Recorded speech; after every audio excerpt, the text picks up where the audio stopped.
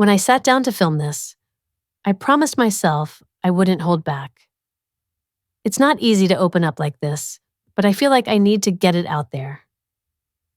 So here goes. Last Christmas, my parents gave me a book called How to Grow Up. Meanwhile, my sister got plane tickets to Europe. I know it sounds like a joke, but it really wasn't. By the next morning, they were in a panic, calling me, trying to understand why I reacted the way I did. Maybe you're thinking it was a nice book, something full of hope and encouragement, but no, it was this flimsy paperback with a cartoon woman on the cover, looking overwhelmed by bills, clutching a juice box and a glitter wand. The subtitle read, "Stop Being a Toddler in an Adult Body." It was the kind of book you'd find in a corporate training session, given out with a wink and a nod. Except this time, my parents weren't joking. My mom was already telling my sister how she got another copy for a coworker who still uses smiley faces in emails. Meanwhile, my sister was unwrapping an envelope that seemed to glow with importance. It was from an airline, and it was for a trip to Barcelona.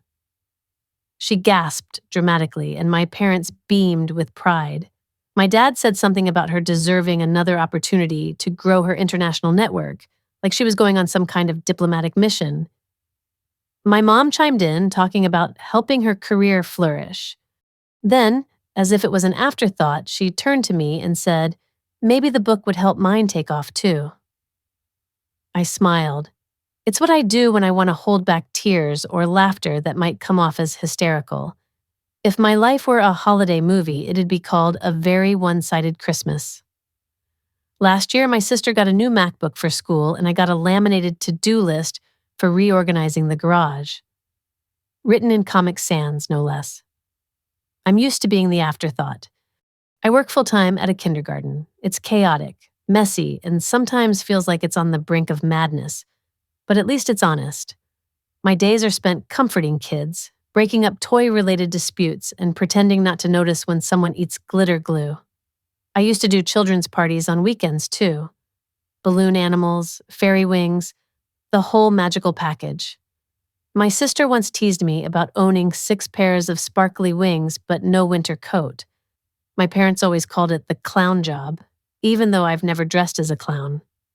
I care about children's emotional well-being too much for that. I don't do as many parties now, not because I've outgrown them, but because I don't have the time. Most weekends, I'm watching my sister's daughter for free. My mom always says it takes a village, and apparently, I'm the whole village. The babysitter, the therapist, the emergency contact, and the stand-in pediatrician when needed. So when they handed me that book, I didn't say anything. I didn't cry or flip the coffee table like I sometimes fantasize about on bad days. I just smiled and sipped the lukewarm cocoa I'd made for everyone. I wondered how I could be 31 and still feel like a 10-year-old in my own family. After the gift exchange, we had dinner. It was a potluck, and my contributions were homemade with love. My sister brought store-bought cranberry sauce, which somehow got more praise than my rosemary roasted potatoes. My dad even asked if she made it herself, and when she said no, he laughed like it was the funniest thing he'd ever heard. He called her practical, and I nearly choked on my potatoes. Later, when it was time to clean up, my mom handed me a trash bag and said she admired how I wasn't too proud to do the little jobs. I wanted to ask what they thought my job was. Taking care of 25 preschoolers, keeping them from biting or gluing each other wasn't real enough. But I didn't say anything because it was Christmas and I already knew the answer. They didn't see it the way I did. Parents chase dreams without acknowledging who's holding everything together. That's what it felt like, anyway. Like I was the invisible glue keeping everyone's ambitious lives from falling apart. But there I was, tucked away in my small room above a nail salon, realizing that for all the laughter and chaos, I wasn't really living for myself.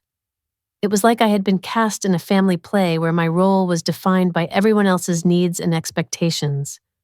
I was the supporting actor in my own life story, and it was time to step into the spotlight.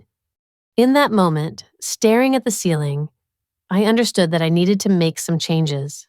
It wasn't about rejecting my family or being ungrateful for the moments of joy we shared. It was about recognizing that my own dreams and desires had been sidelined for far too long.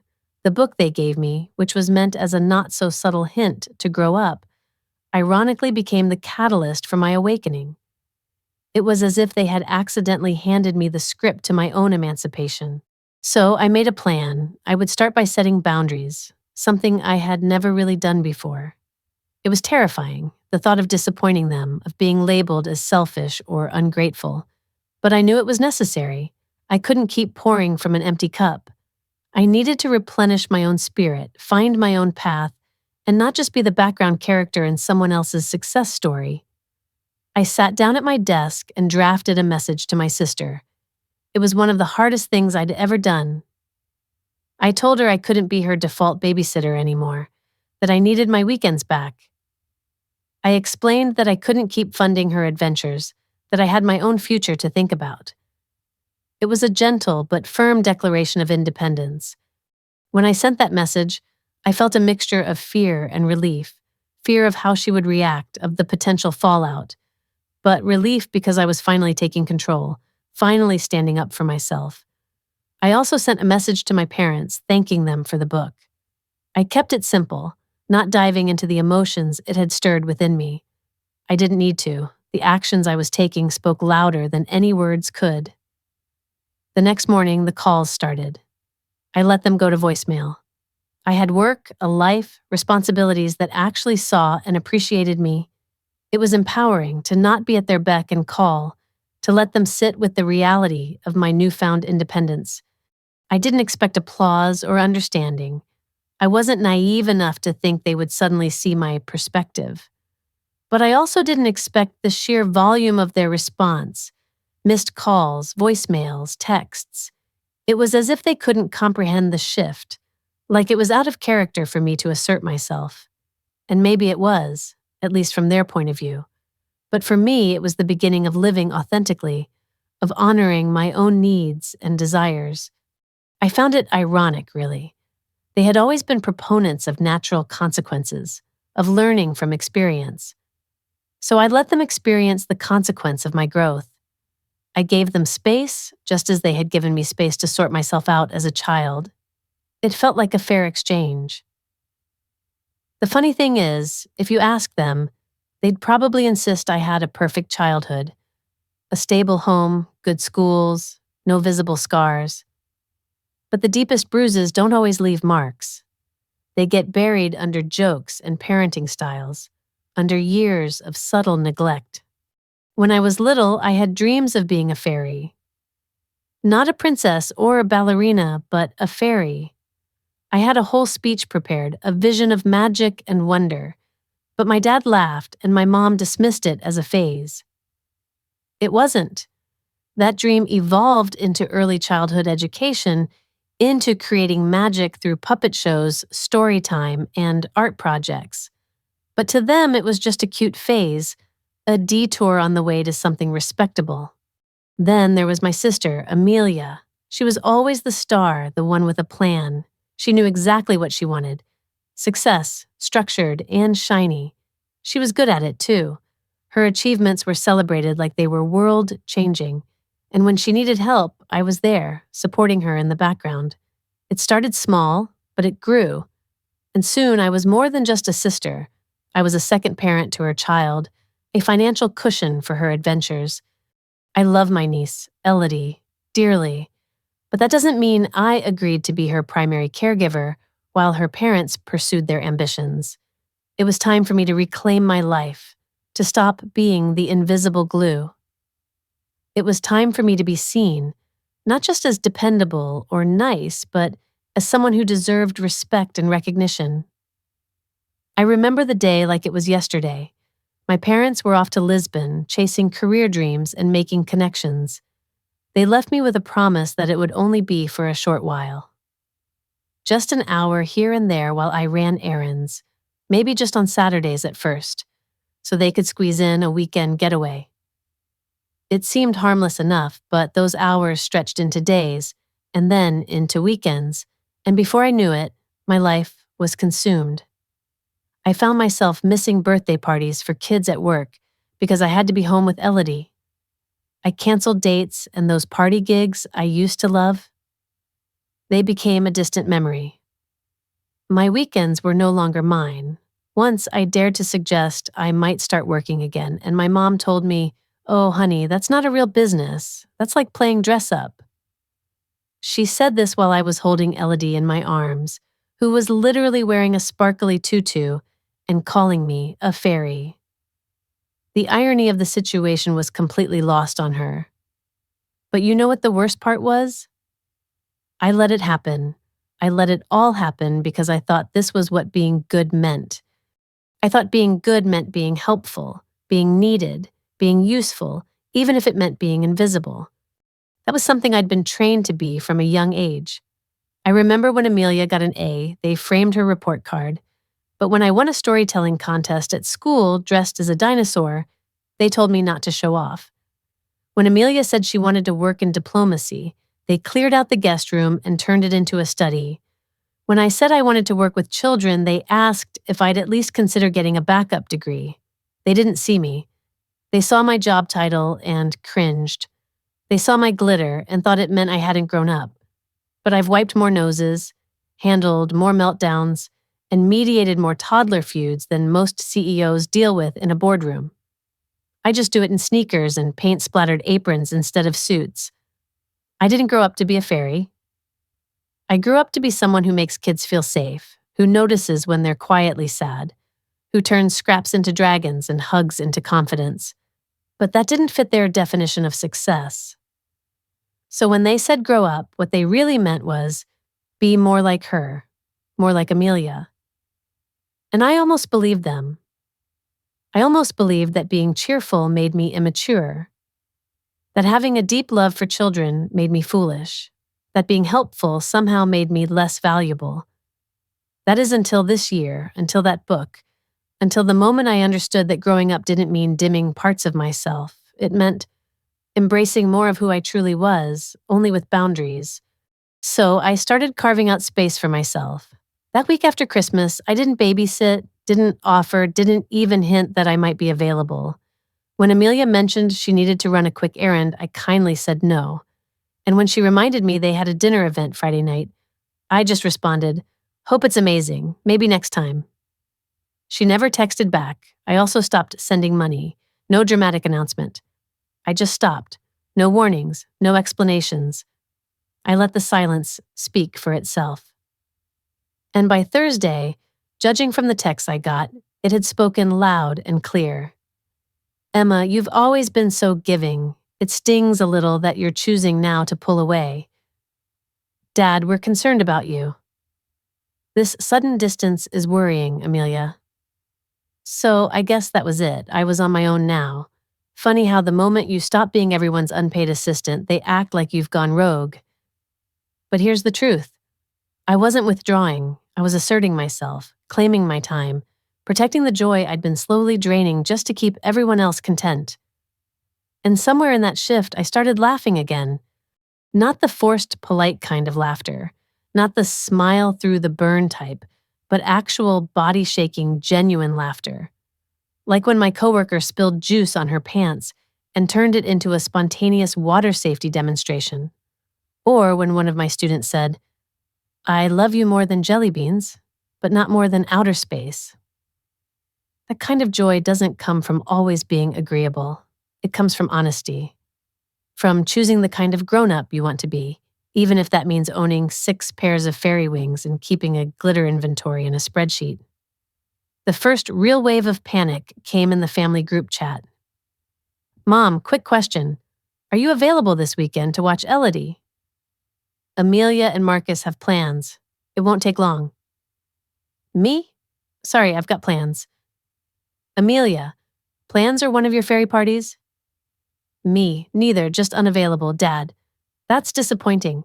We were really relying on you, relying on me like I'm a microwave or a shoehorn. No mention of the 100 weekends I'd already sacrificed. Just the assumption I'd always be available." But that weekend, I went to the zoo alone, and I had the time of my life. I fed giraffes, ate overpriced cotton candy, and cracked up when a toddler chucked a shoe into the meerkat exhibit and declared, "That's my offering." Nobody asked me to be somewhere else. Nobody needed me to fill in. And for the first time in a long time, I felt completely free. I remember the moment so vividly. It was one of those rare weekends when I had absolutely no obligations, no babysitting, no family events, just me and my own time. I decided to visit the zoo and spend some peaceful moments feeding giraffes. It was liberating in a way that I hadn't felt for a long time. Nobody expected anything from me, nobody requested my help, and I didn't have to share any of it online.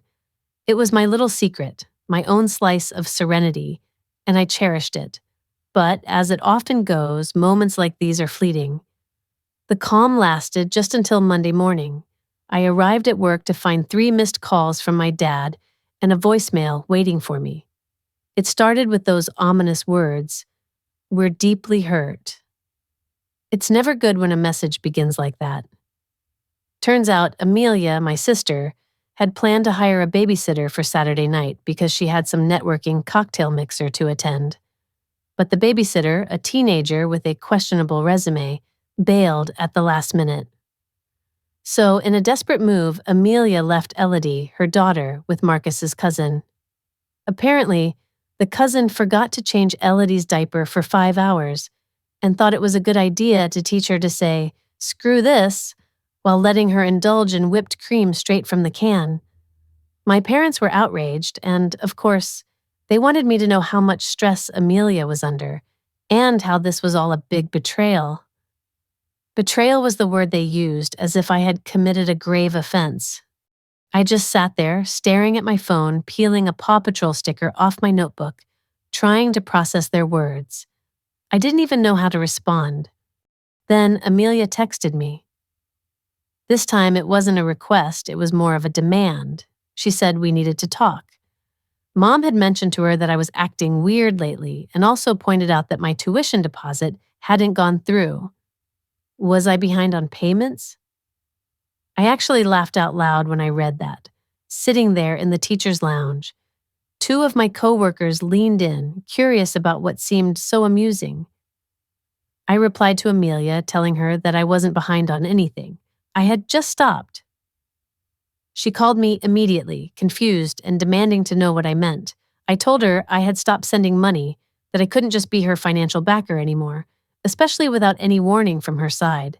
She was in the middle of applying for some Geneva program and expected me to continue supporting her. But I reminded her that I was her sister, not her sponsor. There was a brief silence on the line, and then she scoffed, assuming this was about some stupid book. In reality, the book was merely the final straw. It was a tiny paperback resting atop a mountain of unpaid babysitting, passive-aggressive comments, and feeling emotionally invisible. I tried to explain that it wasn't about the book, but about everything. How none of them took me seriously unless I was being useful. How my job seemed like a joke to them, yet they depended on my free labor and financial support. I had spent thousands supporting Amelia's education and trips, while my own dreams were dismissed like some fairy tale fantasy. Amelia muttered that I was being dramatic, using that same dismissive tone she always used when we were kids. But I stood my ground. I told her she wasn't entitled to my money or my time. I loved Ellie, but I wasn't her nanny. Amelia hung up on me, and honestly, it felt like a small victory. A victory, that is, until the escalation began. Just 2 days later, my mom showed up at my workplace, unannounced and dressed as if she was about to attend a formal event. I was in the middle of cleaning up a glittercraft explosion when I saw her standing there, scanning the walls with a scrutinizing gaze. She asked if we could talk, and I blinked, surprised by her sudden appearance.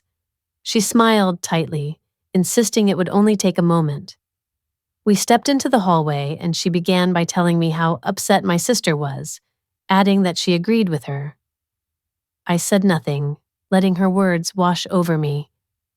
She glanced around the room, then told me that perhaps it was time to think about the bigger picture, insinuating that I was no longer a teenager and needed to grow up. I looked down at the glue stick in my hand, feeling a mix of frustration and disbelief. I told her that every day I teach my kids that their feelings matter, that they deserve respect, and that it's okay to say no. She blinked at me, seemingly taken aback by my response. I believed in those lessons wholeheartedly, even if I was saying them with sparkles on my pants. She stared at me as if I had just spoken in a foreign language. I clarified that I wasn't being cold, just clear. Growing up meant setting boundaries, protecting my peace, and choosing how I wanted to live. My mom accused me of abandoning my family, but I corrected her, saying I was simply stepping out of unpaid servitude. She opened her mouth to respond, but I turned back to my classroom. It was snack time, and my kids didn't judge me for not buying plane tickets to Europe or for standing up for myself. The weeks that followed were unusually quiet. There were no requests, no invitations, just an eerie silence that lingered until Elodie's birthday party, an event for which I didn't receive an invitation. I remember the moment I saw the Facebook post. There was Elodie beaming in a bouncy castle, holding a cake that was almost bigger than her. Amelia and Marcus stood beside her, dressed in matching pastels. The caption read, "Some families are born, others show up." I wasn't tagged, and neither was anyone from my side of the family. It hit me hard. I sat there on the couch just staring at the screen, feeling like the air had been sucked out of the room. I tried to distract myself, reached for some popcorn I didn't even want, hoping that maybe the salty crunch would drown out the knot growing in my stomach. But it didn't. As I sat there, the realization settled in deeper. I wasn't part of their picture, their narrative. It was like a door slowly closing, and I was on the outside. I needed to do something, anything, to shake off that feeling. So I decided to create my own moment with Elodie. I got up, booked a small venue, and dug out my boxes filled with costumes, decorations, and puppets. I reached out to a few parents from work, called in some favors, and planned a party for the next weekend. It was a whirlwind of colors, laughter, and magic. We made crowns, put on a puppet show, and I let Elodie spray glitter confetti to her heart's content. At the end of the day, she hugged me so tightly I almost lost my balance. "Best birthday ever," she whispered. I didn't cry, I just smiled and said, "That's what aunties are for." No strings, no guilt, just pure, unfiltered magic. For once I felt like the grown-up in the room. Then it all started with a voice note. 10 seconds or so sent from Elodie's iPad to Amelia. It was mostly used for cartoons, but sometimes she'd accidentally call random contacts.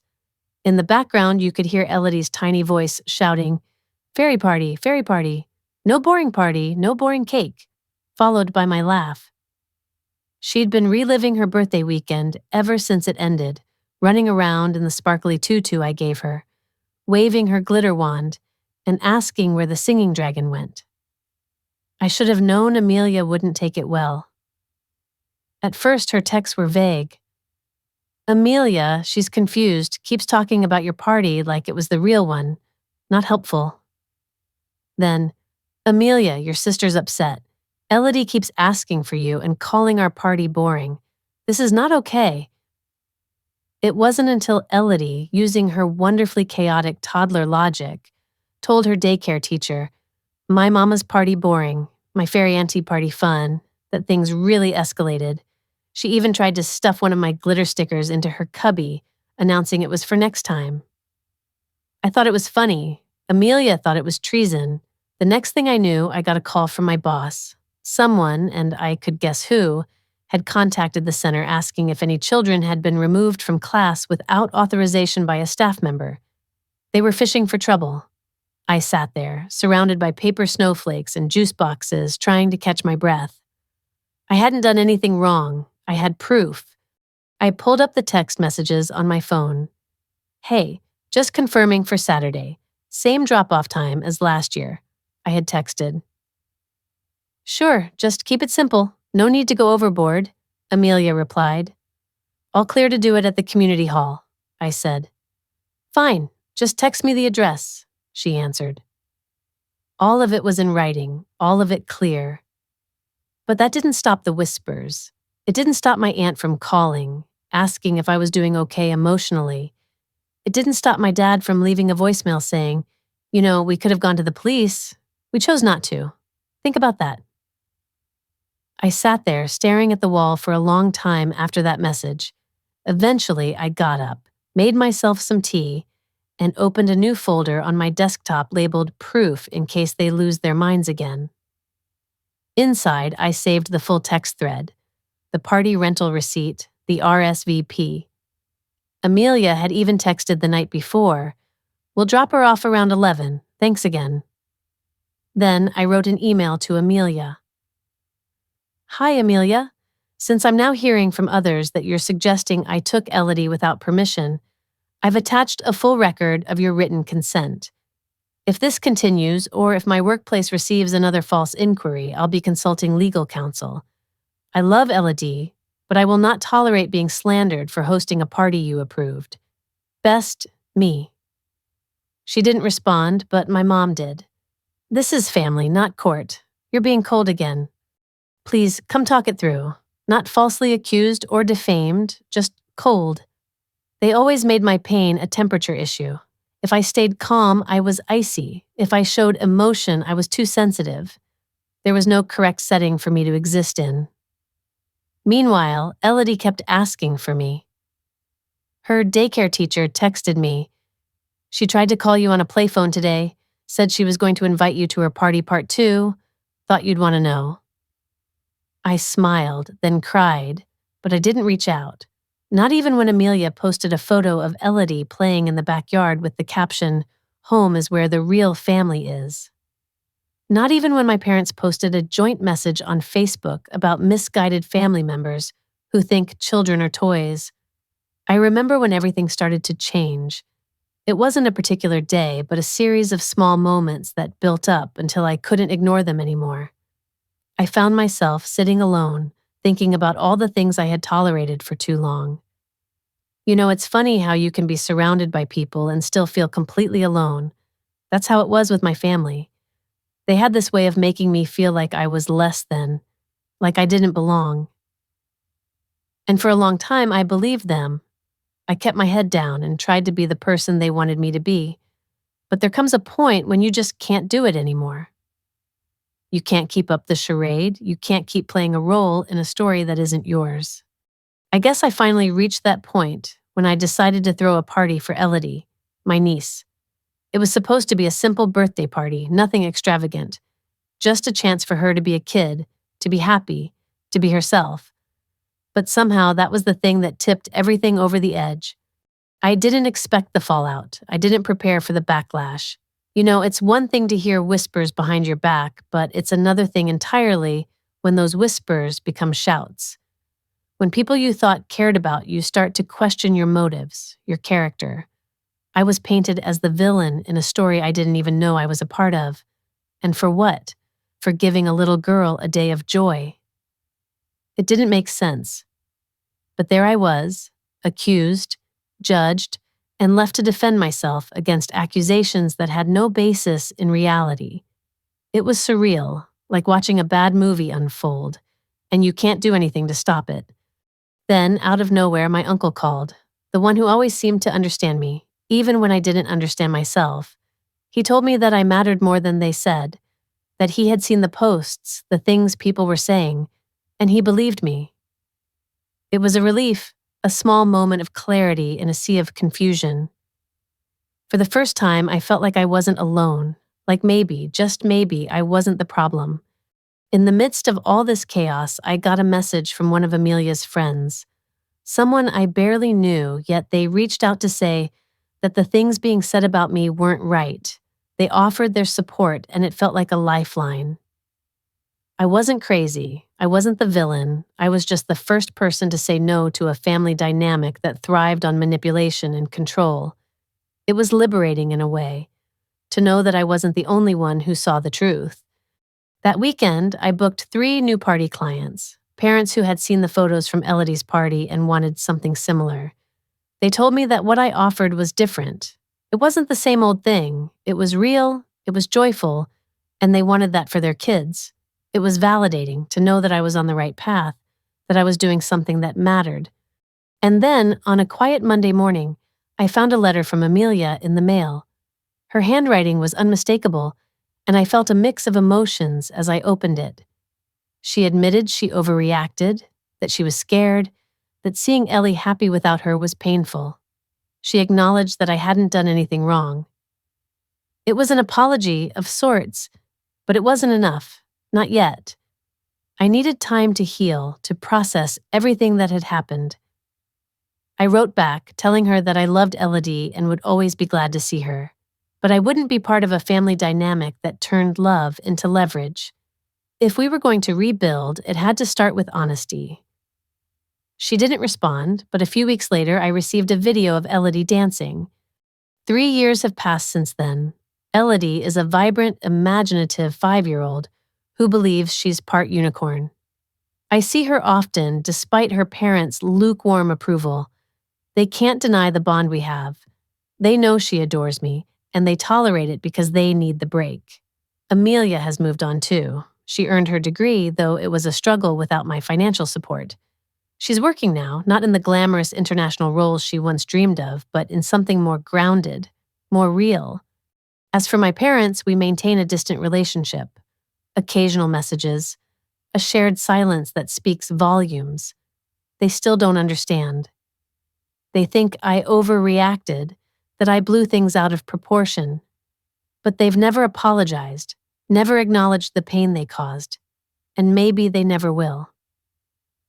But that's okay. I've made peace with it. The life I have now is mine. I run a small business hosting creative workshops for kids. There's a 2-month wait list for birthday parties, and I'm regularly invited to speak at early childhood education events. I even hired a part-time assistant. I still wear glitter, still tell stories, still embrace the whimsical side of life. But now it's seen as thriving, not childish. And sometimes I wonder if I should have drawn the line sooner, but then I remember how calm my life is now. And I know I made the right choice. So, what do you think? Was I wrong to set boundaries when I did, or should I have done it earlier? Let me know what you think. And if you've ever had to choose your peace over someone else's comfort, you're not alone.